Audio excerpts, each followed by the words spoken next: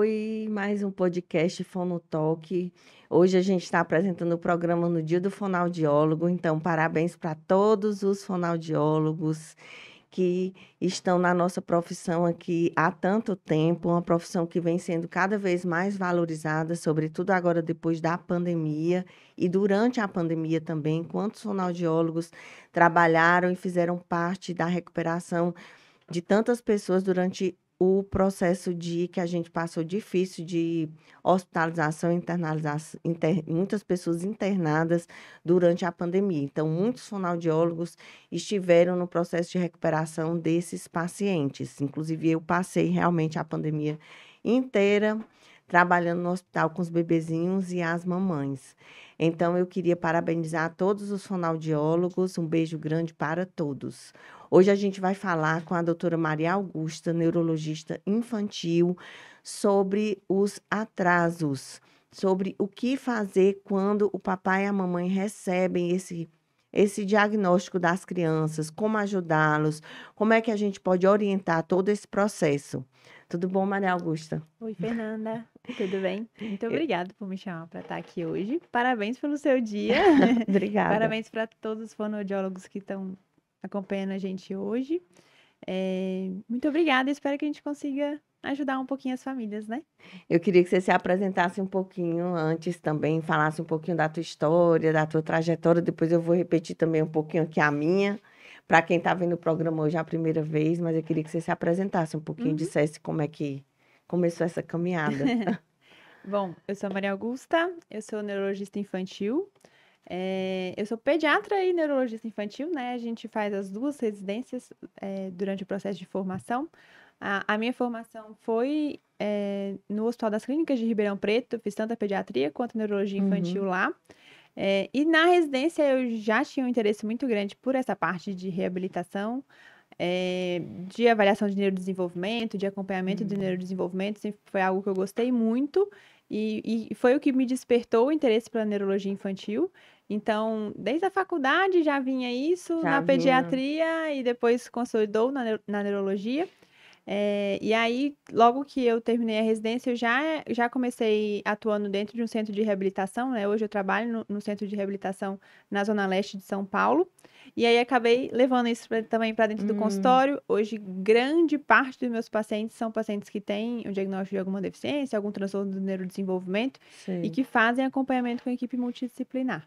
É, Então, quer dizer vocês que você são faz a residência de pediatria e também e de neurologia de infantil. neurologia, Isso. certo? Tem dois acessos para neurologia infantil, né? Tanto a Hum, pediatria quanto a neurologia adulto, vamos dizer assim, sim, né?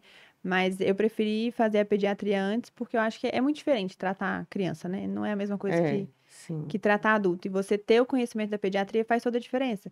Até porque muitas crianças que chegam, no consultório do neurologista, chegam sem um acompanhamento adequado da pediatria. Hum. Então, às vezes, tem que fazer algum ajuste em questão de constipação, alimentação, vacinação.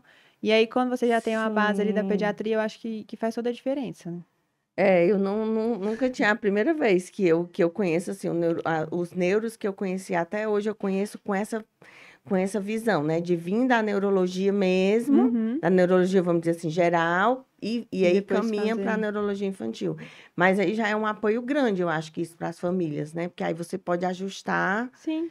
E Assim. até as famílias, e talvez as famílias ficarem com porque às vezes a família tem que ir para o pediatra e tem que ir para o neuro. E aí, se a família quiser, no caso, fica com um acompanhamento só, ou tem que ter o Não, acompanhamento da eu sempre pediatria? oriento que faça acompanhamento com a pediatria, porque senão fica uma coisa meio que insustentável também, né? Uma consulta, sei lá, de 3, 4 horas para Sim, fica poder muito tempo, para sim. poder avaliar todos os aspectos de crescimento, ganho de peso, estatura, do desenvolvimento e outras questões que acompanham a criança durante o crescimento dela, né? Então, Hum, assim, por exemplo, a criança que tem um quadro de uma alergia alimentar, tem um quadro de constipação mais grave, tem outras sim, questões ali que entendi. fogem à neurologia, eu sempre oriento que acompanhe com o pediatra, né? E é importante esse acompanhamento com o pediatra, porque é ele que vai ter a primeira visão ali de que talvez tenha alguma coisa diferente e encaminhar para os especialistas, né?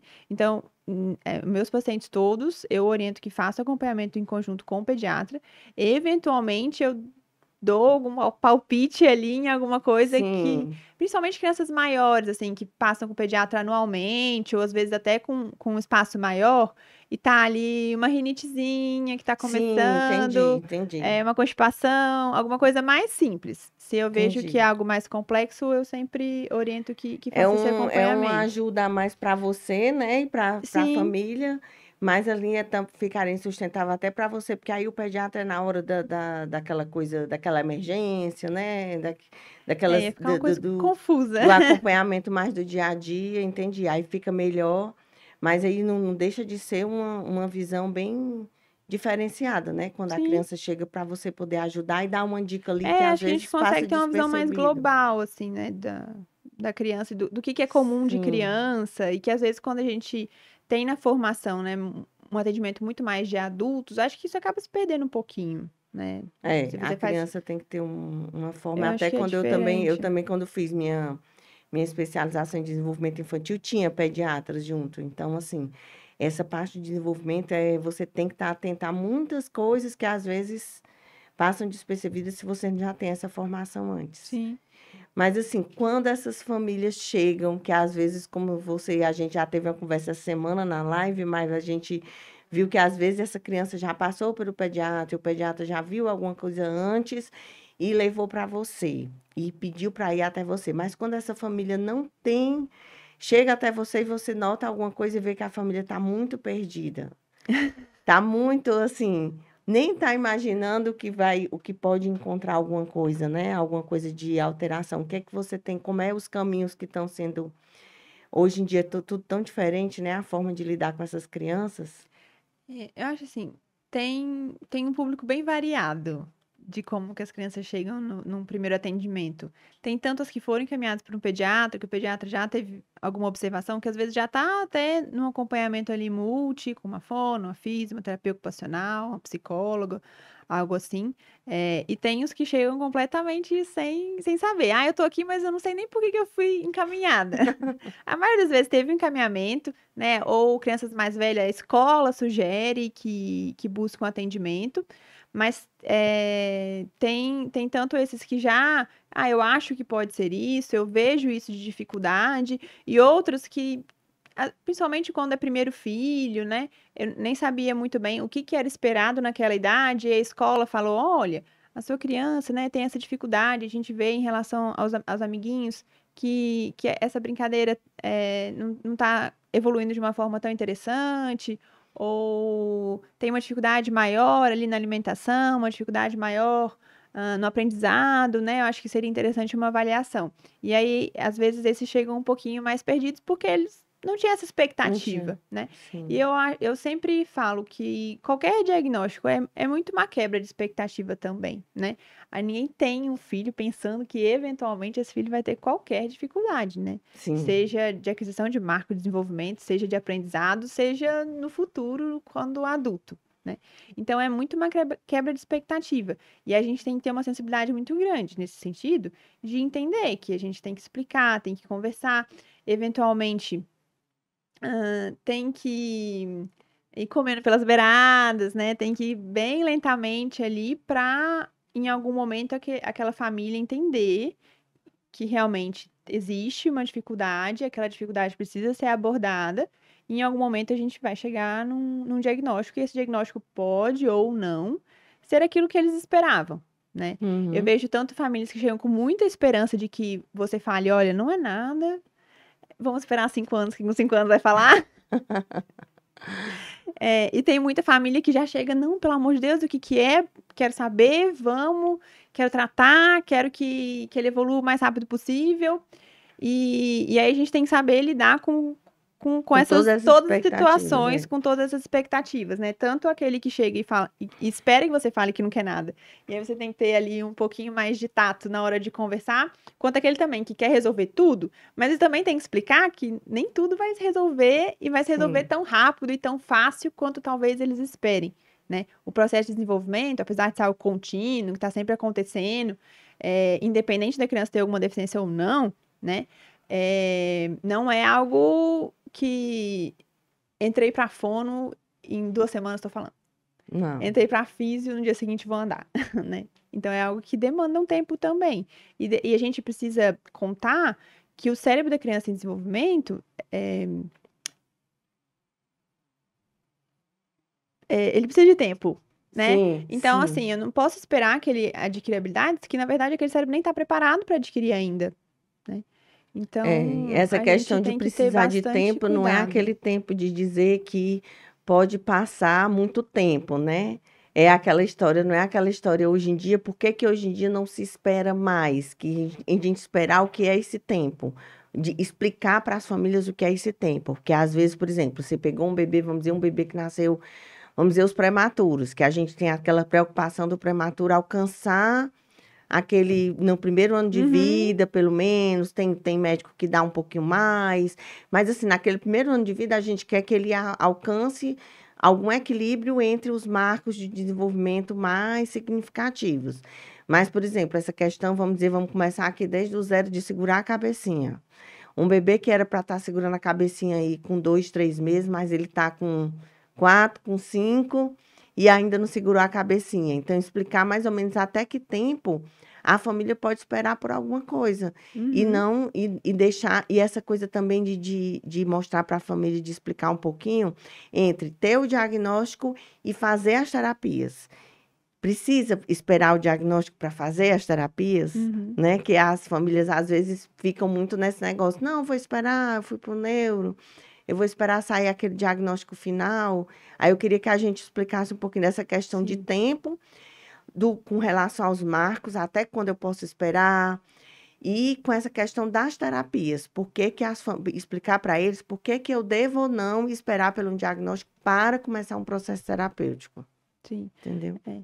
Assim, no AVC, né, tem aquele slogan, né? Tempo é cérebro, né? Acho que no desenvolvimento é a mesma coisa, tempo é cérebro. Então, hoje a gente fala muito de diagnóstico precoce, e é realmente importante o diagnóstico precoce, mas assim, não só o diagnóstico precoce, a intervenção É. precoce, né? Então, não é esperar para ver como que vai desenvolver, esperar para ver se entrar na escolinha vai melhorar. A partir do momento que eu percebo uma dificuldade, eu tenho que atuar em cima daquela dificuldade. E independente de eu saber o que é o diagnóstico ou não. Porque tem diagnósticos que vão ser simples de ser feitos. Acho que, na verdade, nenhum diagnóstico é tão simples. Mas, assim, que são mais rápidos, vamos dizer assim. E outros que, eventualmente, a gente vai demandar aí um período mais longo. Quem sabe 1 ano para chegar É, numa porque você não tem conclusão. nenhum diagnóstico assim, vamos falar, tem algum diagnóstico que eu faça um exame X e eu E consiga? sabe, né? Resolver, assim, porque às vezes você mexe com um diagnóstico que vai envolver exames de imagem, às vezes exames também para ver essa parte de alimentação, de alergia, de Uhum. reação do organismo, de metabolismo, né? Eu acho assim, pensando em neurodesenvolvimento, até tem algumas coisas que os exames podem colaborar, né? Por exemplo, diagnóstico de paralisia cerebral, né? A ressonância colabora para dizer pra gente que, olha, realmente tem uma lesão. E essa lesão é sugestiva de um quadro Uhum, motor, né? certo. E aí colabora, se a gente já tá pensando que aquilo pode ser uma paralisia cerebral, de falar, não, realmente né? Mas falando em neurodesenvolvimento, é muito clínico, é muito do que a gente observa, né? Então, Sim. se a família não tá observando, se ela não tá fazendo um acompanhamento com o pediatra, se o pediatra não tem esse insight de falar, poxa vida, 4 meses, não tá tendo sustento cefálico, a gente precisa avaliar melhor, né? Às vezes vai chegar lá com 2 anos porque não tá andando. E aí a gente perdeu uma janela enorme de intervenção que já podia ter trabalhado diversos aspectos, não só do desenvolvimento motor, né, mas nesse caso que a gente está comentando, Sim. que seriam importantes para o desenvolvimento da criança. É, porque na verdade a gente acaba falando no motor, porque o motor É sempre é o fácil que de a ver, né? pessoa se. É fácil de ver e sempre é o que as pessoas se prendem. Porque nunca uma criança que chega para mim com 5 anos e não fala, ela teve, quando você vai ver, ela tem outras alterações de neurodesenvolvimento Uhum, associadas àquilo ali que levou, entendeu, a não falar, sim. vamos dizer assim, né? Ou a não se comunicar. E aí quando você começa a resgatar aquela história, você vê sinais que já estavam apresentando lá É bem desde antes, assim. de bebezinho, porque geralmente quando a criança dessa idade não fala, tem uma falta de contato visual muito grande, tem uma interação social muito complicada, tem uma troca que nunca existiu, na Uhum. verdade, não é que agora, né? Na verdade, é como você está falando, esperar por uma coisa que às vezes fica muito visível lá na frente, é você perder janelas e perder a chance Sim. de estímulos importantes, Com né? certeza. E eu falo assim, né? Os pais sempre sabem, eles sempre percebem. Eles Hum, já têm uma desconfiança ali, uma luzinha amarela que fica piscando de alguma coisa que eles acham estranho. Mesmo quando é primeiro filho, quando vê na escolinha, quando vê no parquinho, na uhum, brinquedoteca, na área comum do prédio, tem alguma coisa que chama a atenção deles. E aí, às vezes, eles, ou por medo, por insegurança, né, do que possa ser, ou às vezes porque não recebem esse apoio de quem já faz o atendimento da criança, eles acabam esperando. E aí, assim, não esperem. Viu alguma coisa diferente, procura ajuda, procura um profissional que conheça sobre neurodesenvolvimento. Se o pediatra fala, ai, vamos esperar, e você não fica seguro com aquilo, procura uma segunda opinião, ou procura um profissional de reabilitação que possa ajudar, porque faz diferença. faz. Hoje a gente fala muito de neuroplasticidade, né? É lógico que o cérebro tem capacidade de aprender mesmo na idade adulta, né? Senão a gente não reabilitava adultos, né? Sim, Mas a neuroplasticidade na criança é algo que é um diferencial e que a gente precisa aproveitar, né? Se sim. a gente tem um período ali de desenvolvimento exponencial do cérebro, por que a gente vai deixar passar? Né? Então, se com 4 meses eu vejo meu filho não sustenta o pescoço, meu filho não faz contato visual, meu filho não sorri para mim, vou procurar ajuda. Não tem por que eu esperar. Ah, não, vamos ver. Será que até os 2 anos, às vezes, ele vai fazer um contato visual? Mas aí, com 2 anos, ele fez contato visual, mas aí já todo o processo que tinha ali de social, de comunicação, da linguagem, tá ficando para trás. É, porque vocês precisam saber, por exemplo, com 4 meses, eu acho essa idade assim, para fono, para fonoaudiologia e para muita coisa. Acontece com 4 meses, a criança começa a ter já todo o desenvolvimento de musculatura anterior e posterior do corpo. Por isso mesmo que ela sustenta a cabecinha, né? E aí, outra coisa também que ela faz com a linguinha é quando a criança rola para um lado e para o outro, e a linguinha dela vem para um lado, para o meio e para o outro. Uhum. Quer dizer, isso aí não acontece à toa. Então, é quando essa criança começa também a fazer o sorriso social, a manter esse contato com o outro, a sorrir quando olha para você, que ela não pode lhe ver, mesmo que você não esteja sorrindo, mas você vai ter que sorrir, porque ela dá aquele sorrisão, né, para você. É quando ela começa a levar, quando ela começa a brincar, a olhar, passa um tempão olhando para as mãos, descobrindo o corpo dela, Uhum. olhando para o corpo dela, porque até então ela só estava sentindo o corpo dela, Sim. né? E quando é que ela vai começar a conseguir pegar um objeto e trazer para ela, então ela está descobrindo um monte de coisa Sim, ela se percebe, percebe o ambiente fora dela e passa a perceber que ela pode interagir, que ela pode né? interagir. Então é um marco assim, com 4 meses acontece muita coisa, Sim. muita percepção, que se você deixa passar, aquela criança já vai perder várias oportunidades ali. E com a fase do balbucio, esse balbucio fica muito mais intenso, exatamente porque essa língua está se movimentando mais, o corpo está se movimentando mais, eu estou me movimentando mais, né? Estou me relacionando mais. E eu levo as coisas para a boca, não é à toa, porque na hora que eu estou levando a coisa para a boca, eu tô começando a abrir mais essa cavidade, a essa língua perceber onde é que ela está Uhum. tocando. Aí eu começo a fazer aqueles sons, os sons começam a sair dos guturais e começam a vir mais para a cavidade oral. Então, tem muita coisa que a criança está fazendo que aí vamos passar para o próximo, por exemplo, quando for com 4 meses, aí com 5 começa a sentar sem apoio, com 6 começa a sentar sozinho, né? E Uhum. ainda não se equilibra direitinho, mas senta. Sim. Até quando a mãe pode esperar, e meu bebê tá com 8, tá com 9, tá com 10 e não senta só, gente. E aí você vai ficar, né, aguardando. Então, Sim. assim, como é que você faz essa,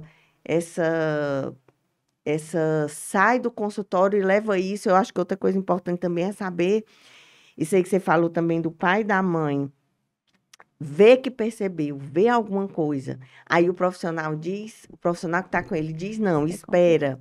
Como eles às vezes se retraem, né? E ele saber que às vezes não é só o médico, pode também, de repente, ir num profissional de Uhum, reabilitação também. sim. É, assim, é complicado essa situação porque a gente cria-se uma relação de confiança, né, com o profissional de saúde, né? Então, eu acompanho o pediatra, eu tenho uma relação de confiança com ele. Então, se ele falar que tá tudo bem, eu vou levar aquilo como uma verdade, né? É difícil a gente Uhum, contradizer um profissional que, teoricamente, sabe mais que a gente sobre aquele assunto, né? Vamos considerar nós como pais de crianças, somos leigos em relação ao desenvolvimento, a questões de saúde. Então, se a gente vai no pediatra, o pediatra fala, não, tudo tranquilo, fica calmo. A maioria dos pais vão aceitar isso, né? E, infelizmente, é algo que a gente precisa trabalhar, precisa tentar mudar, mas é algo que é realidade em muitos casos, né? Eu acho que hoje, com a globalização do acesso à informação com a internet, os pais têm questionado mais, sim, né? Eles, é. eles buscam mais informação, eles sabem que a influencer, sei lá, a blogueira lá de desenvolvimento, a Fono, que, que falou no podcast, a Neuro que falou na live, falou uma coisa diferente do que eu observo em casa. Então, poxa, será que é verdade mesmo que eu posso ficar tranquilo? Traz essa dúvida, né? Mas realmente, eu posso buscar independente Do de um diagnóstico diagnóstico fechado. fechado ou não, né? E eu posso não necessariamente seguir o caminho pediatra, neuro, reabilitação. Eu posso fazer pediatra, reabilitação e neuro, né? Posso fazer reabilitação independente do pediatra ter me orientado, né? Porque assim, Uhum. a abordagem da equipe multidisciplinar é de acordo com o que é observado. Então, se eu observo aquela dificuldade, eu trabalho aquela dificuldade. Se aquela dificuldade está relacionada a um paralisia cerebral, se aquela dificuldade está relacionada a um transtorno espectro autista, se está relacionada a uma síndrome genética X que leve a atraso do desenvolvimento, né, isso talvez vá me direcionar melhor no prognóstico, se é melhor eu abordar aquilo de uma maneira X ou Y, né? Mas Às que vezes no aquilo uso de precisa ser alguma abordado ou medicação, não, né? né? Às vezes no Como uso de alguma que medicação. você precisa, como a pacientezinha que a gente tem em comum agora, que precisou ir para você para tomar uma medicação, porque Sim. a fisio estava percebendo que ela estava, né, com muito uma PC espástica, que é quando a criança é mais rígida, tem a Uhum. musculatura mais, Um vamos tônus dizer assim, mais maior, né? um tônus mais forte, maior, e aí isso estava dificultando as posturas dela, de ficar Sim. sentada, tá dificultando ela de se segurar, de soltar membro inferior para segurar, de soltar o membro superior para poder levar a mãozinha para a boca para se alimentar, levar as comidinhas para a boca, que agora ela está conseguindo levar, entendeu? Então, ela se perceber melhor e se posicionar melhor, que ela Melhor. está crescendo, ela precisa, né, Sim. ficar, Assim, a postura faz muita diferença, né?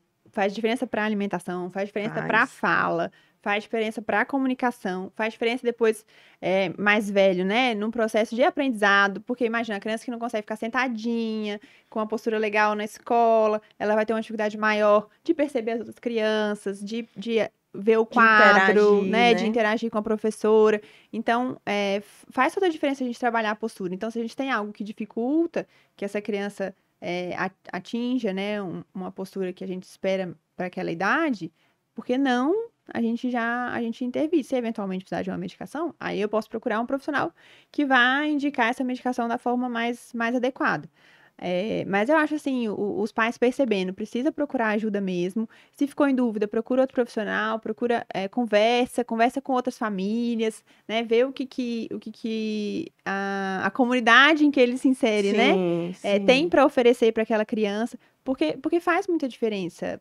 É, não tem como a gente hoje pensar de que tudo que a gente tem de acesso à informação, que essas crianças vão ficando perdidas aí, sem nenhum tipo de estímulo, sem nenhum tipo de abordagem, e a gente sabendo que pode, que tem essa Que tem essa possibilidade, que tem possibilidade. acesso, né?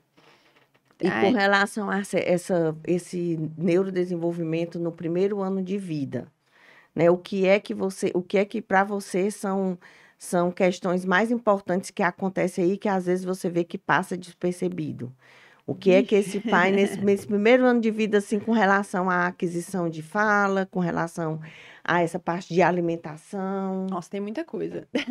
Acho que em um ano, eu brinco, né, assim, que até os 6 anos de idade, a criança sai de um bebezinho que era completamente dependente, que não comia sozinho, não sentava, não conversava, era totalmente dependente para sobreviver, para uma criança que anda, corre, sobe, pula escada, sobe dessa escada, escreve, lê, se comunica. Então, assim, 6 anos foi um absurdo de desenvolvimento. O que que a gente atinge em 6 anos na idade adulta, né? Muito pouco, assim, comparado a Comparado, tudo que essa criança desenvolve. Então, assim, é muito difícil de falar, ai, no primeiro ano de vida, o que que a gente pode esperar, né?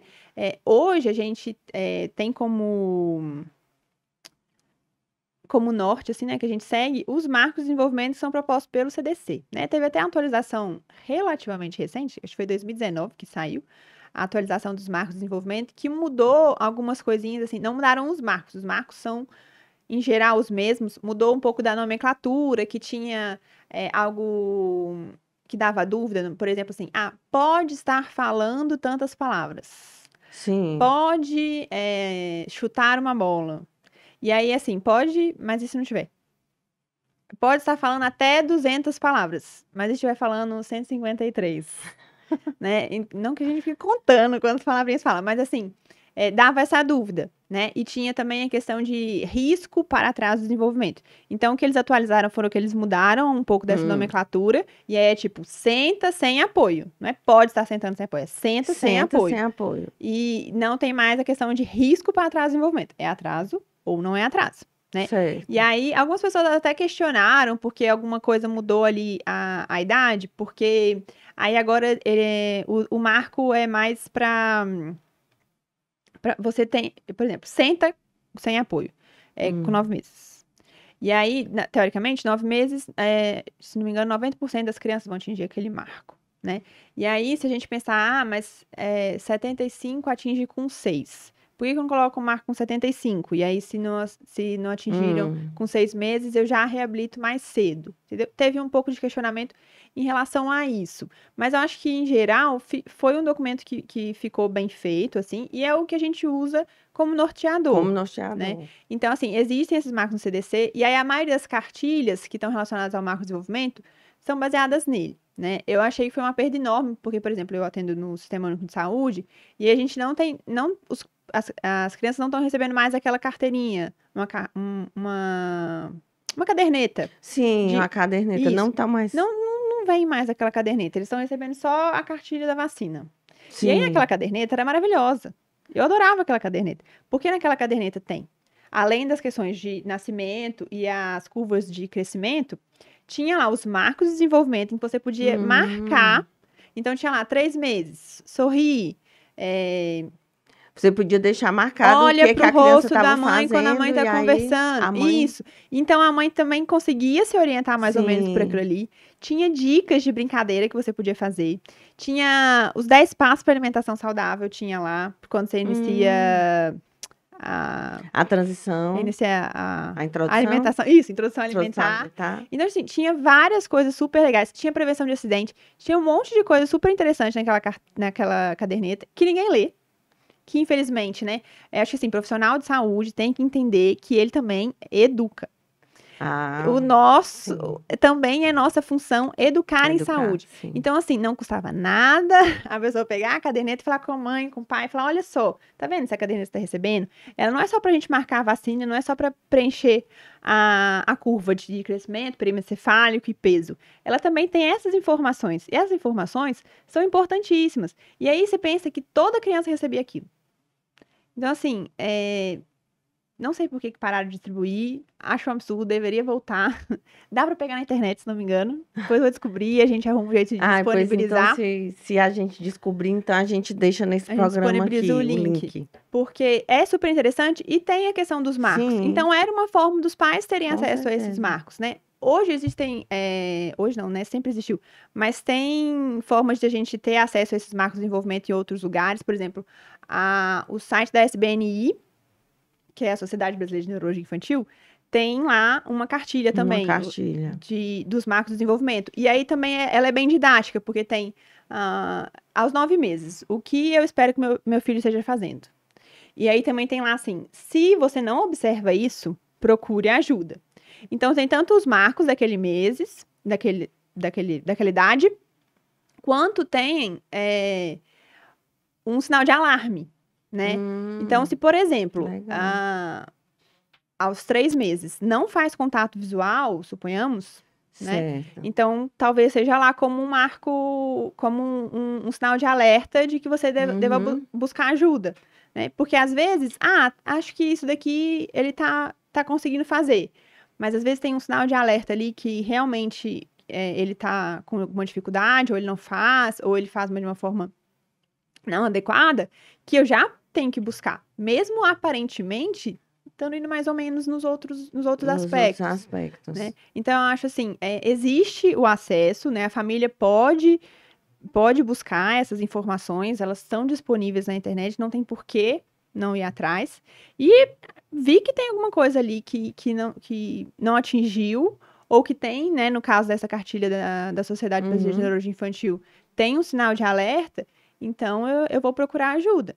Mesmo que em algum momento alguém falou, não, pode Alguém deixar, falou, não, espera. pode esperar. Né? É. E essa história de que, tipo, espera 3 anos pra falar, espera não sei quanto pra andar. Isso daí, acho que as pessoas tinham que parar com isso. Porque, Não assim, tem vai ter gente que mais. vai falar, sei lá, com 4 anos? Vai, tem paciente meu que o pai fala, mas eu falei só com 5 anos.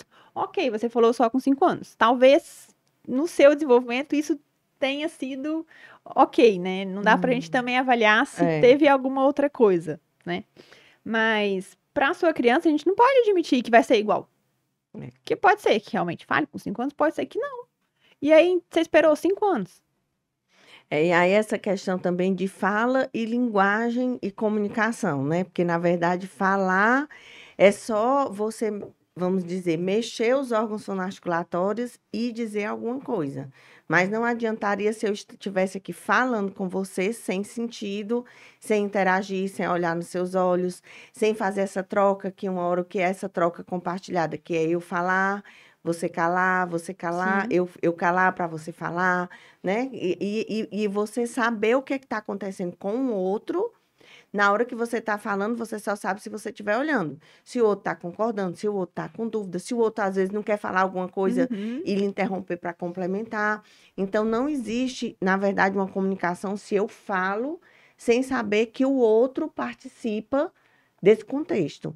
Sim. Então, se eu, na hora que eu estou conversando com você, eu viro de costa para você, ou se na hora que eu estou brincando com você, eu simplesmente me viro e fico só olhando para o objeto e não parece que não existe ninguém ao meu redor. Então, isso aí, entendeu? Então, tem várias.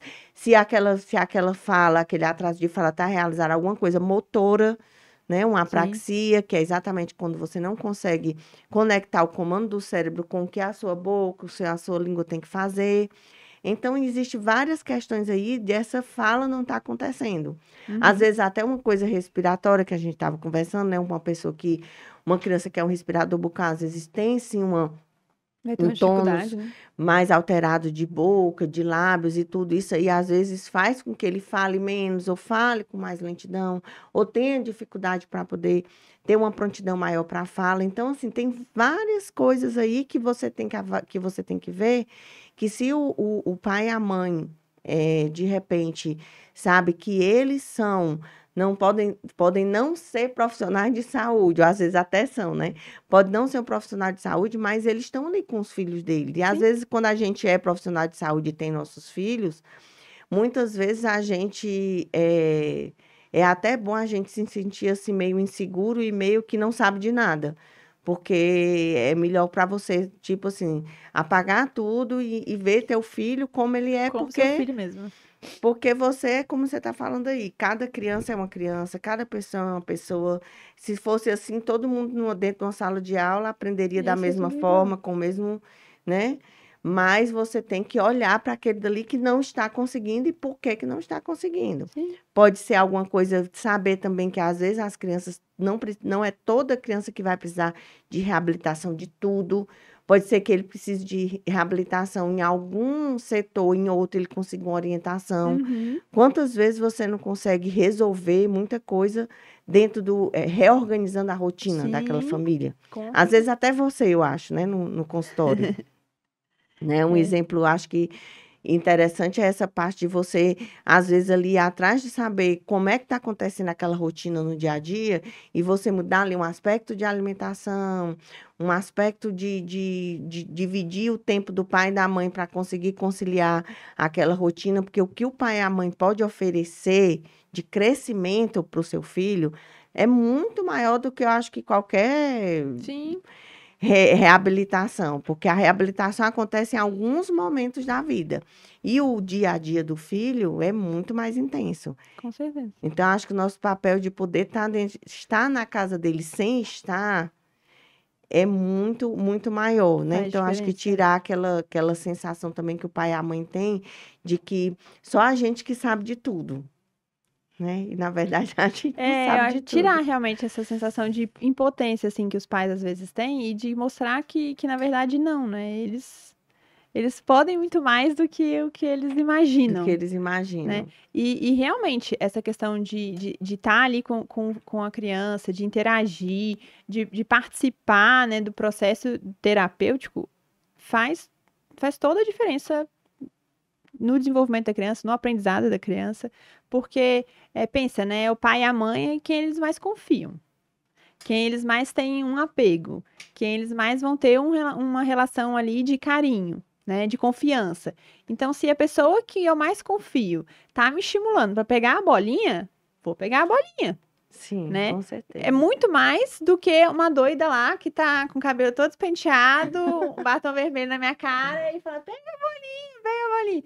Então, assim, faz diferença. E eu acho que é nosso papel também de mostrar para eles que eles podem, que eles têm essa capacidade, né?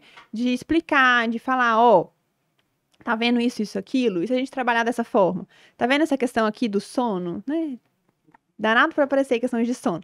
Tá vendo essa questão aqui do sono? E se a gente tentar ajustar isso daqui da rotina, né? E se a gente mudar esse horário dessa papinha aqui, né? Se a gente talvez fazer essas refeições, a família inteira junto, será que ele não vai ter mais interesse pelo alimento do Sim, que ele sozinho, sentado no cadeirão, você lá alimentando ele? Se ele vê todo mundo comendo, aquilo não vai ter uma imagem diferente para ele? Não vai ter uma questão até emocional ali, né? De tá todo mundo junto, tá a família inteira junto, todo mundo comendo junto, né? Comer é algo que a gente faz muito social, né? A gente sai para comer com os amigos, a gente junta em casa sim, para uma festa de Natal e tá todo mundo em volta da mesa, né? Então, assim, eu tenho que pensar também que a alimentação, né, por exemplo, nesse caso, não é sim, simplesmente o ato de comer, não, é de estar junto, é de ver o outro comendo, é de saber o processo daquele alimento até chegar lá, que foi minha avó que fez, sim, com foi, certeza. sei lá, eu ajudei a fazer o bolo, né? Então, a gente também tem que pensar nisso, que em casa a gente tem um monte de oportunidade para inserir essa criança num processo de reabilitação, vamos dizer assim, que eu preciso, às vezes, de uma orientação. Com certeza. E a alimentação é uma questão de muito mais de aspecto emocional do que motor, desde quando a gente é bebê, né? Porque se você for Sim, ligar a parte de ligar ao aleitamento, que o aleitamento é muito mais hormônio e emoção do que só a questão de sucção. E a própria sucção do bebê, ela só se torna eficiente para ele porque ela gera um prazer enorme. Então, uhum, não é só encher a barriguinha. A alimentação nunca é só encher a barriguinha, né? sim, Sempre é muito mais do que isso. E a hora da alimentação é uma hora rica de você trabalhar tudo. De você trabalhar não só a questão postural também, né? Orientar ali adequar uma cadeirinha, que aí entra também o trabalho da terapia ocupacional. Aí a fono adequar a consistência que você pode dar a comer junto. Ainda se tem muito essa noção hoje de dar comida primeiro para a criança e depois depois comer, gente. Para quê? Dá tudo dá junto, mais come tudo trabalho. junto, bota seu pratinho lá para você comer e senta ele lá do ladinho, entendeu? E vai comer todo mundo junto. Quer dizer, você pode ofertar a comidinha do seu prato, né? Porque o bebê às vezes tem essas lances Sim, de querer comer o o que o que tá outro no, tá o que tá no, comendo. o que o outro está comendo. Então, assim, a alimentação é uma questão que. E outra coisa, ainda estimular a linguagem, interação, a interação social, contato visual, porque todo mundo acaba que quando você coloca a criança para sentar na mesa com você, numa cadeirinha que é adaptada, que tem N modelos hoje, você, naturalmente, ela vai ficar na sua altura, Sim, do contato sim. visual. Não tem como. Não tem como ela comer sem sentar Sentada no na, chão, né? sentar na, entendeu? Então, aí, só isso aí já dá uma terapia aí de fono, de teor, Pois de é, e todo é uma mundo coisa que eles junto. fazem todos os dias, né? E aí a Quantas vezes, quantidade de né? vezes, né, que essa criança come. Não só as refeições maiores, que é jantar e almoço, mas os lanches e tudo. Então, se você vai adaptando isso. Então, assim, tem muita família que você pega, às vezes, que eu só tenho oportunidade, porque às vezes a criança não consegue continuar com você, enfim, por N Uhum. razões. E aí, você, em 3 sessões, que você orienta essa parte da alimentação, e eu sempre digo, ó, essa hora de alimentação, você já aproveita para tudo. Você já aproveita para brincar, você já aproveita para estimular a fala, porque aí você vai ter que dar nome aos objetos, dar nome às comidinhas, toda comidinha tem sua cor, já tá aprendendo as cores, já tá fazendo um monte de coisa ali, e aí você orienta tipo certo de colherzinha, o copinho de canudo que você pode usar quando a criança já quer, você já quer tirar a Não, mamadeira e mas estimular o canudo. Então já faz um monte de coisa sim. junto que hoje em dia não dá para você dar assim uma lista de coisas para os pais fazerem várias vezes ao dia, porque não dá, gente, para Não dá fazer. pra ter uma cartilha, né? E aí marcar assim, exercício para alongamento, sei lá, do gastrocnêmio. Fiz 3 vezes na semana. Não tem como. E acho Não tem. que isso que é legal, assim, da gente mostrar que o processo de desenvolvimento da criança se dá no dia a dia. E que a gente tem que aproveitar essas oportunidades para trabalhar tudo que dá pra gente fazer. E, inclusive, incluir a criança no processo de decisão também. É lógico que assim, não vou pegar uma criança de, sei lá, 6 meses e Isso, tentar não, é. incluir a criança no processo de decisão de terapia dela, né? Mas assim, uma criança de 5 anos, eu posso perguntar: o que que você tem vontade de fazer? O que você tem vontade de aprender? Né? E aí, a partir daquilo, a gente trabalhar. Então, tá bom. Então, o objetivo, sei lá, vai ser. Não sei, por exemplo, uma criança com paralisia cerebral. Eu queria conseguir me alimentar sozinho com mais autonomia. Sim, E aí, às vezes, até eu consegue adaptar o talher, né? Às sim. vezes, fazer aquelas adaptações, né? Para conseguir Tem. um que ele segure melhor, né, no talher. A gente pode trabalhar na fono, né, dele conseguir posicionar melhor a língua, posicionar melhor o lábio e tal, para ele conseguir ter mais autonomia. Isso foi uma decisão da criança. A criança que queria, eu quero comer sozinho, X, né? E aí, isso também tem o aspecto de que é o que eu quero, então eu vou trabalhar mais nisso, Com certeza. né? Quando a O gente quer algo, interesse quando a gente tem interesse, a gente dá um jeito. dá muito mais paixão naquilo, a gente quer fazer com muito mais vontade do que eu ficar preso no que o meu pai e a mãe quer. Ah, meu pai quer que eu penteie o cabelo sozinho, mas eu não quero pentear o cabelo, eu quero sair com o cabelo despenteado. Eu acho bonito meu cabelo sem pentear. Eu quero é comer sozinho. E aí, É. e na cabeça dos pais, na verdade, era aquilo que era mais importante. Então, acho que também incluir a criança e mostrar que a criança trabalhando junto também faz Sim. diferença, né? A gente ter, agora você falou, eu me lembrei de dois pacientes, um que era assim, dessa mesma cidade aí, entre 5 e 7, mais ou menos. E ele gostava bastante de comer, mas tinha muita salivação e tudo, Uhum. paralisia cerebral. E aí a gente acabou que mobilizou todas as terapias em prol disso aí. E eu, na terapia, descobri que ele gostava muito de história com Lobo Mal. Aí, meu filho, nós tivemos que criar a história. A Fis dizia, Fernanda, pelo amor de Deus, não tenho mais história de Lobo Mal para inventar. E aí a gente foi nesse processo e aí ele cresceu tanto nessa história com a alimentação trabalhando melhor, articulando melhor, que até depois, no Dia das Mães, a gente fez uma musiquinha e ele cantou parte da música para a mãe dele. Quer dizer, então, assim, o quanto ele se esforçou para poder aquilo ali dar certo, porque era uma coisa que era Que de ele queria. interesse dele. Então, assim, a criança faz com muito mais facilidade.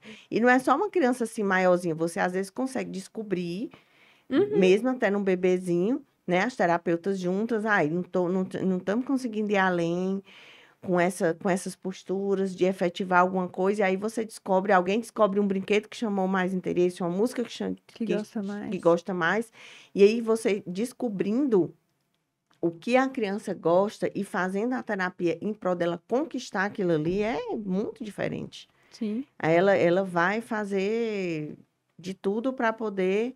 E aí, até para você adaptar as situações e adaptar os utensílios, vai ser muito mais fácil, porque você vai adaptar em cima daquilo que ela Sim. está querendo, Sim. né? E você falou também de uma coisa do sono. O que é que você orienta hoje para essa questão de sono, que eu achei interessante, porque acho que é uma das coisas Nossa, também que é a uma gente coisa difícil, viu? pergunta muito, porque às vezes a terapia não caminha, né? Porque a criança vem para a terapia com sono, e principalmente a gente que trabalha muito, eu trabalho muito com alimentação, muito, muito, muito. E aí com o alimento mesmo em si, né? E aí não dá para trabalhar com a criança com sono, né? Tem que ser até quando você vai estimular fala, linguagem, o paciente que você requer muita atenção, concentração, né? Uma habilidade fina, uma habilidade que requer Uhum. muitos detalhes, né? E aí não dá para ser com sono. É, não. Sono é um mundo, né, de coisa que a gente pode ver no sono. Eu acho muito difícil. De verdade, eu acho que quando chega um bebê com queixa de sono, eu já respiro e falo assim, vamos lá, porque vai demorar essa orientação hoje. Porque, assim, é muita coisa que pode estar envolvida no sono, né? E principalmente no sono da criança pequena. E, na maioria das vezes, as dificuldades de sono da criança estão relacionadas à rotina em que ela está inserida. A hábitos da família, Hum. a questões do dia a dia da família mesmo. E isso dificulta o sono da criança, né? É muito difícil que a criança tenha alguma questão do sono por algo biológico, assim, vamos dizer, Ah, né? sim, é É mais lógico fácil que ser aquela rotina que vai levando isso aquilo dali acontecer cada é vez algo mais tarde. inadequado do que uma questão biológica em si, né? É lógico que, por exemplo, tem crianças que têm apneia, né? Que Sim, tá relacionada a alguma síndrome, uma coisa isso, e vai dificultar o sono, né? Tem crianças que têm questões, né? Igual você já falou, né? Do respirador bucal, sim. e aí que uma obstrução nasal vai levar a ter roncos, e roncos prejudicam o sono, né? O transtorno do espectro autista é uma condição que está associada a dificuldades no sono, mas na maioria das vezes, as dificuldades de sono estão muito relacionadas à rotina, então precisa de uma adequação de rotina. E também adequar a expectativa. Porque até acho que é muito cultural. É, tipo, hoje eu dormi igual um bebê. E aí as pessoas acham que o bebê dorme bem. Mas o que é dormir igual um bebê? Né? Assim, um bebê que acabou de nascer, ele vai acordar de 3 em 3 horas para mamar. A mamãe. Porque ele precisa. Né? E aí as pessoas acham que, sei lá, com 3 meses tem que estar dormindo a noite toda. Tem bebê que vai dormir? Vai. Tem bebê que não, né? Com 6 meses, a gente já espera que o bebê entenda a questão de claro e escuro, né? Então, de que à noite eu durmo e que de manhã De eu passo um período manhã, maior acordado. Então, eles já começam a ajustar melhor o sono nesse sentido, de ter um período de sono noturno mais longo do que eu quero os cochilos, né? Porque um bebezinho menor de 3 meses, todos os cochilos são a mesma distância. Então, de é, manhã, de tarde, de noite, dorme 2, 3 horas, mama, brinca um é. pouquinho, dorme. Porque a Mama, única brinca um coisa, pouquinho, a dorme. vida Porque dele é a vida é. dele. Depois, com 6 meses, não, já tem um período mais longo acordado, durante o dia, pra noite já tem um período de sono mais longo. Mas tem crianças que ainda vão ter uma dificuldade, né? Que ainda vão ter alguns despertares maiores à noite, Uhum, né?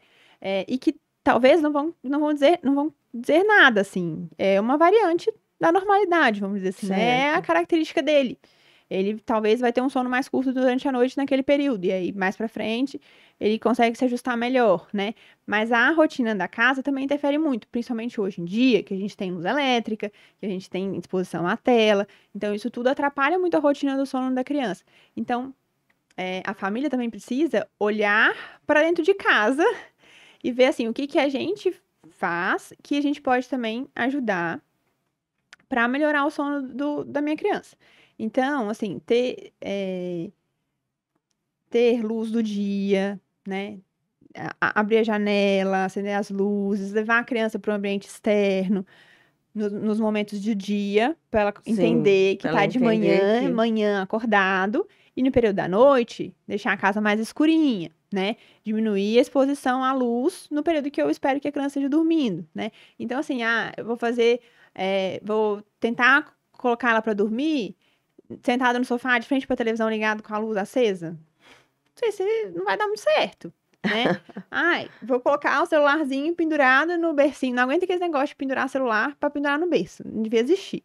Vou pendurar o celular no berço pra ele pegar no sono. Não faz o menor sentido. Não era nem pra estar exposto à tela naquela idade, né? E ainda exponho a um estímulo que piora o sono, Que piora o sono. né? Então, assim, são ajustes que a gente tem que orientar e que muitas vezes está já arraigado ali na família. Sei lá, a gente janta, principalmente criança mais velha às vezes, a gente janta e toda noite a gente assiste um filme junto. É super legal ter uma atividade que a família faz junto. Mas talvez trocar o filme para um jogo de tabuleiro, para um jogo de carta, por uma sessão de leitura Que não junto, seja a tela, por né? uma Porque a coisa que não seja a tela tela, porque a tela vai vai... atrapalhar, né? Então, o sono é muito orientação, muito, muito, muito orientação. Entender que não tem milagre, infelizmente. E essa questão da alimentação também muito tarde, né? Para eles também interfere ou não? Assim, a Comer... questão da alimentação, eu acho que às vezes é muito da rotina da família, então a gente também tem que entender o que que é possível para a família, porque às vezes os pais chegam tarde em Chegam casa, e tarde, aí eles sim. querem dar, né? Às vezes é a hora de ficar junto, né? Às vezes é Também. hora de ficar junto. Então, assim, isso a gente tem que avaliar, acho que muito individual. Em Certo. geral, não é interessante a criança, sei lá, vai jantar 10 horas da noite, 11 horas da noite. Uhum. Porque não é horário nem para a criança estar acordada, né? Geralmente a criança, ela dorme cedo e acorda cedo. Ela vai Sim. começar a querer dormir tarde, pré-adolescente e adolescente, que aí eles começam a ter um atraso de fase ali de sono. Mas a criança pequena, ela dorme cedo e acorda cedo, E acorda né? Então, cedo. se eu for deixar a minha refeição muito para tarde, para mais tarde, ele vai segurar o sono, vamos dizer assim, para poder Sim, para comer poder junto comer com a junto e família, aí para acaba depois que... dormir. E aí ele perdeu uma janela de sono ali, que era o período em que o organismo dele já estava preparado para dormir. E aí ele, não, vou segurar, vou segurar, vou segurar, vou segurar. Aí o cérebro Sim, dele para entende assim, não, então eu não esperar. posso dormir agora. E aí ele entra naquela gestação, a hora da bruxa que o povo fala, né? Que fica muito agitado antes de dormir. Porque ele tá cansado, mas ele tá Tá tentando cansado, ficar mas tem que acordado. ficar acordado para esperar o pai, É. esperar a mãe, Então a gente tem que esperar que ele perceber vai. que horas meu filho tem sono. Ah, meu filho tem eu consigo, eu vejo que ele tá bocejando, passando a mãozinha no rosto, fica mais lento, eu pergunto as coisas, ele demora pra responder, prefere brincar mais sentadinho, tá mais deitadinho lá, entregue no sofá. Ah, 8 horas, 7h30. Então eu tenho que pensar que a rotina dele, naquele horário, eu tenho que estar levando ele pra cama, né? Uhum, Então não dá entendi. pra eu colocar ele pra almoçar, para jantar 9 horas da noite, se 8 horas ele tá com sono. Então, assim, a questão da alimentação, não é que a alimentação atrapalhe diretamente o sono, Sim, né? mas ele Mas esperar eu para... tenho que pensar que horas que eu vou colocar essa alimentação e que meu filho durma bem alimentado, porque se ele dormir com fome, ele vai acordar com fome, né? Mas não é aquela coisa assim, precisa, por exemplo, não dorme porque não tá saciado. E aí, às vezes, até fala que o leite que não tá dando conta, né? Principalmente bebê pequeno. E aí tem que colocar fórmula, iniciar a introdução alimentar mais cedo, porque tá com fome. Não, não é isso, né? Se a criança está se alimentando bem, ela vai dormir bem também, né? Mas as questões do sono também podem não estar relacionadas a uma questão de alimentação, né?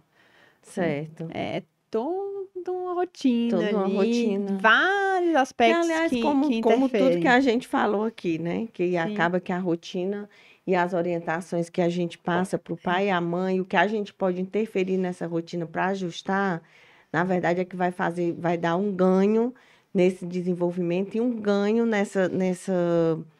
de facilitar a vida deles no sim. dia a dia com os filhos. Rotina é vida. É, rotina. E para a criança, gente, não tem coisa, assim, não tem coisa melhor do que o seu filho ter uma rotina. Porque quando não tem rotina, Sim. fica tudo mais difícil, né? Até essa irritabilidade à noite aumenta também, né? Com Quando certeza. eles não têm aquela rotinazinha, aquele horário de tá na casa dele, no canto dele, você tá, às vezes, na rua, passeando, fazendo alguma coisa na hora que era para ele estar em casa. Tudo isso aí mexe bastante. Então, eu acho que foi muito bom. Acho que a gente tem que fazer mais vezes, Com certeza. conversar mais vezes, Já talvez fiquei aqui trazer. pensando. Já ficou pensando, então pronto, então vamos botar logo aqui, anotar os próximos, para que a gente possa. O objetivo do Fonotalk é orientar as famílias, é ajudar as mães, sobretudo quem ficam realmente mais tempo com as crianças, para que vocês possam ter uma qualidade de vida e também pensar em vocês, porque a gente só pode, eu acho que dar o melhor para os filhos quando a gente está bem. Então, eu queria agradecer aqui a doutora e queria que você dissesse para a gente onde é que as famílias podem lhe encontrar, não só nas mídias, dizer o seu Instagram e onde é que você Para atende. me encontrar, vamos lá. Então, o Instagram é Maria A G Duarte. E aí, lá no Instagram mesmo, tem nos destaques atendimentos, então tem os locais de atendimento e como que faz os agendamentos. Tem o link do site, que em breve teremos agendamento online. Vai conseguir no site fazer o agendamento. Ah, Estou joia. organizando essa parte. E tem também, acho que mensagem, e aí mensagem fala com um número de telefone que também a gente consegue agendar e eventualmente tirar alguma dúvida se for o caso. É, E aí eu também atendo na região de Pinheiros, Tatuapé e aqui em Bela Vista. Então é fácil de me encontrar. Não é difícil. É fácil de encontrar, viu? Eu sou a prova, é fácil. Ela fala com ela, ela responde rapidinho, não demora.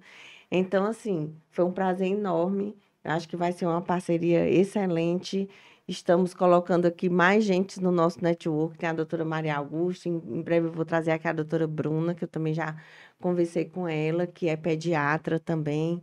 Tem outra doutora que eu conversei ontem, que é uma pediatra que faz puericultura em domicílio, que eu achei Ai, que legal. interessante, doutora Daniela, que é pediatra de um pacientezinho. E eu acho que, assim, eu adoro network, adoro fazer esses contatos, adoro que a gente possa estar discutindo. Aprendi muito hoje coisas essa relação do sono, eu tinha uma ideia que seria isso, mas não sabia o quanto era importante nessa rotina do sono.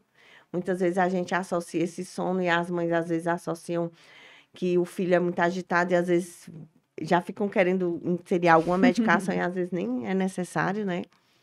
Mas, assim, dizer para vocês que o Fonotalk esse ano a gente está encerrando, hoje é o último programa, é o programa do Dia do Fonoaudiólogo. Foi uma sorte a gente estar aqui junto hoje nesse dia.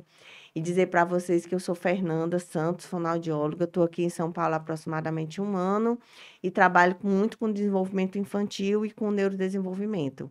Então, a gente está aqui para crescer junto, mas a gente precisa de vocês. Então, curte lá o programa, compartilha e se inscreve no canal, tá certo? Então, boas festas para todo mundo. Aproveitem esse finalzinho de ano para planejar o próximo ano. Então, até mais. Tem.